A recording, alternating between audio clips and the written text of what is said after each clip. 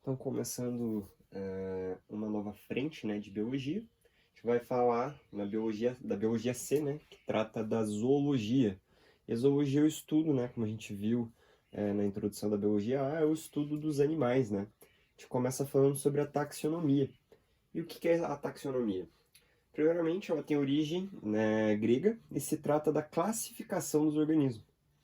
E as primeiras classificações tiveram origem com Aristóteles, né, na Grécia Antiga, onde ele utilizava padrões semelhantes entre animais e organismos para fazer uma classificação um pouco mais primitiva. Mas foi em 1735, né, que Carl von Linné, que a gente chama de Linneu, né, Carl von Linneu, ele inaugurou os princípios modernos, né, da classificação com a publicação do seu livro, Systema Naturae. No caso, ele publicou esse livro e ele fazia uma classificação, né, utilizando táxons. Táxons seriam, entre aspas, algumas, como se fossem pastas, em que você coloca pastas dentro de pastas e você torna mais específico. A gente vai ver no exemplo ali da classificação da onça. Mas de início ele fez a classificação de reino, classe, ordem, gênero, espécie. E hoje, né, a gente tem a classificação moderna, né, a classificação atual, onde a gente adicionou o filo e a família. Então ficou com o reino, filo, classe, ordem, família, gênero, espécie. A gente tem, né, a maneira, o macete, né, que a gente tem para fazer, para lembrar certinho, que é o reficofage, né? Reficofage. É o reficofage. Se você lembra o reficofage, você lembra, né, que é reino, filo, classe, ordem, família, gênero, espécie.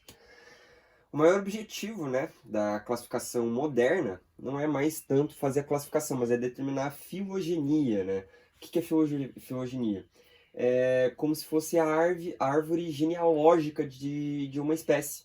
Então, se você faz a filogenia de uma espécie, de um indivíduo, você consegue relacionar todas as espécies vivas e extintas, né? A gente vê que até na embriologia a gente tem alguns resquícios, né, que unem, né, os indivíduos de maneira filogênica, né? A gente tem, por exemplo, na embriologia, a gente tem o alontoide, se eu não me engano, é o alontoide, se eu vou verificar aqui. Isso, o alontoide, né? Que no caso, nos seres humanos, ele é atrofiado, né? A, ele se forma o cordão umbilical, né? Mas ele é atrofiado e ele serve, ele é mais útil, ele é ativo nas aves, né? Então a gente tem um resquício, a gente tem uma conexão, né? A gente tem uma filogenia que une, né, todas as espécies. Então, um dos maiores objetivos é esse, né? Determinar essa conexão e utiliza dados para classificar vindos dos estudos da paleontologia, da fisiologia, da anatomia, da citologia, da embriologia, etc., né? Então, como eu disse, né, os táxons são classificações como se fossem pastas dentro de pastas. Veja que a gente tem aqui a classificação da onça, né? Como a gente acha a onça, né, no sistema taxonômico.